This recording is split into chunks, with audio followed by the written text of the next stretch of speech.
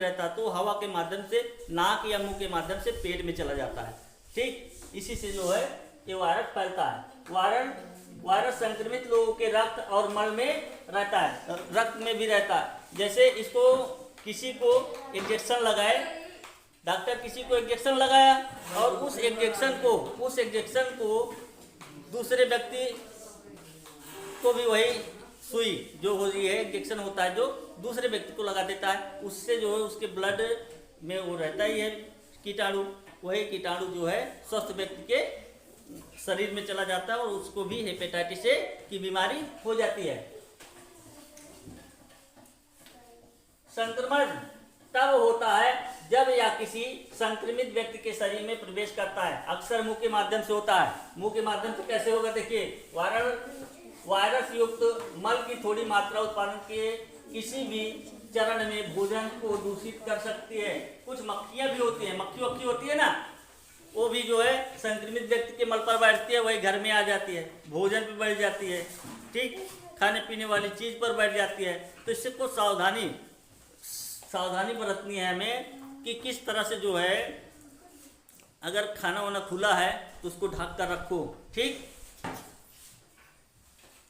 कटाई से लेकर भंडारण और खाना पकाने या तैयारी तक फ्रीजिंग से वायरस नहीं मरता है। अगर सोचो कि इसको फ्रिज में रखते हैं, ठीक है, किसी चीज जैसे मक्खी बैठी और वो संक्रमित हो गया, तो उसको अगर फ्रिज में रख दोगे तो इतना हार्ड होता है इसका वो वायरस कि ये मरता नहीं है। फ्रिज में रखने पर भी ये नहीं मरेगा।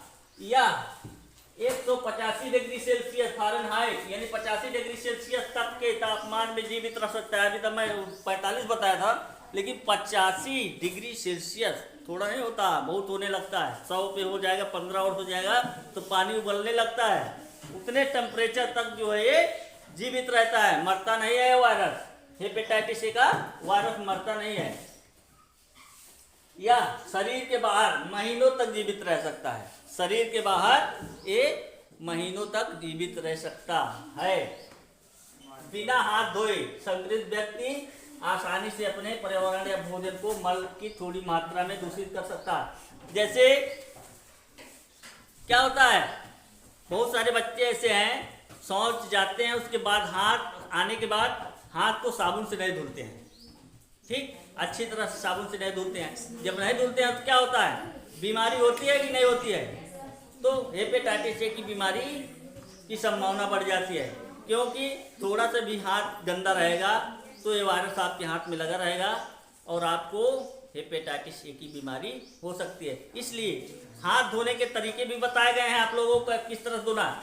हाँ, पहले देखिए, सुनिए, खाना खाने से पहले और शौच जाने के बाद हाथ को साबुन से बढ़िया से धुलना चाहिए। ठीक, पहले हाथ को गीला करो, हाथ में लगाओ साबुन, ठीक, बढ़िया से उसको आगे से पहले, फिर पीछे से, ठीक, मुट्ठी बंद करके, ठीक, बढ़िया से। उसके बाद अंगूठे को, उंगली को बढ़िया से मलोगे, एकदम साफ करोगे, फिर साफ पानी से हाथ धुलोगे। इस तरह से धुलना है। कुछ लोग करते हैं क्या है, कुछ लोग क्या करते हैं जानते हो? काहे इतना बड़ा हो गया करते हैं। कुछ बच्चे क्या करते हैं कि वैसे पानी लिए, पानी लेने के बाद हाथ को वैसे पानी से धुल लिए। और कुछ बच्चे क्या करते हैं, मिट्टी लेते हैं, मिट्टी लेने के बाद हाथ ऐसे धुलते हैं। मिट्टी में छोटे छोटे कीड़े होते हैं, समझ लीजिए, वो कीड़े जो है पेट के अंदर जाते हैं तो कौन सा रोग होता है, कौन से कीड़े हो जाते हैं पेट? कृमि संक्रमण से ग्रसित हो जाते हैं लोग। कृमि संक्रमण, छोटे छोटे फेंटे नुमा कीड़े होते हैं, छोटे बड़े होते हैं। पेट में जिसके हो जाता है उसको भूख नहीं लगती है और खाना खाने का मन नहीं करता, दिल जो है मन एकदम मितलाता रहता है। ठीक, और जो खाना खाओगे वही कीड़े पेट में रहेंगे, वो खा जाएंगे। उसका पौष्टिक पूरा जो है कौन ले जाएगा? वो कीड़े, और आप जो है दुबले पतले होते चले जाओगे। इसीलिए जो है विद्यालय में एल्बेंडाजोल की दवा दी जाती है। एल्बेंडाजोल की दवा दी जाती है। सिलमिंडाजोल की दवा को आपको खाना चाहिए। ठीक, ये बीमारी आपके समझ में आ गया? ठीक। मलेरिया कैसे होता है, किसके काटने से होता है? मलेरिया जो है, मलेरिया एक परजीवी के कारण होने वाली बीमारी है। यह परजीवी संक्रमित मच्छरों के काटने से मनुष्यों में फैलता है। किसके काटने से? संक्रमित मच्छरों के काटने से ये व्यक्तियों में फैलता है। बंद करो।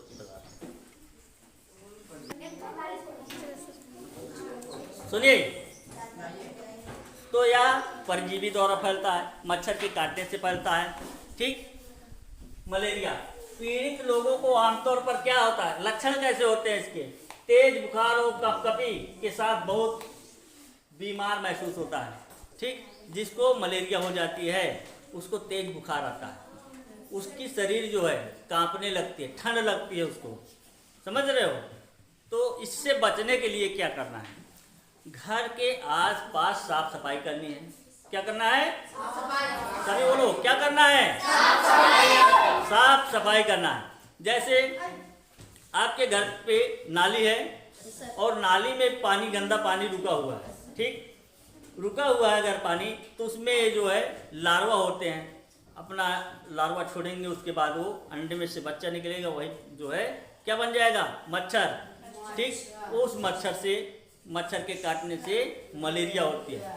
समझ रहे हो? तो अपने आसपास जो है, घर के आसपास साफ सफाई रखो जिससे मच्छर ना काटे। और हमेशा मच्छरदानी का प्रयोग करो, मच्छरदानी का प्रयोग करो। एक चीज़ और जान लीजिए, मोबी ऑयल होता है। ठीक, अगर कहीं पर पानी भरा हुआ हो तो थोड़ा सा एक ढक्कन मोबिल उसमें डाल दो तो लार्वा मर जाएगा।